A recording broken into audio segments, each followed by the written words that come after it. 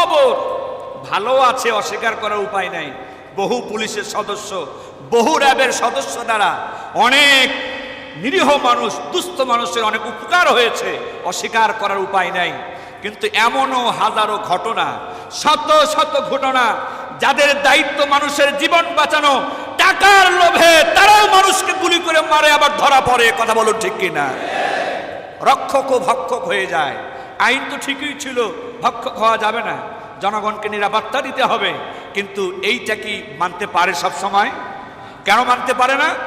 যখন মনে করে যে আমাকে জনগণের কাছে জবাব দিতে হবে না, মানুষের কাছে জবাব দিতে হবে না, আমি যেই চেয়ারে আছি আমাকে ধরার কেউ নাই, এই রকম চিন্তা যখন কারো অন্তরে আসে যে আমি এমন একটা পদে আছি, এমন একটা চেয়ারে আছি, আমাকে ধরার কেউ নাই, আমাকে বিচার করার কেউ নাই, তখনই এই মানুষটা অমানুষে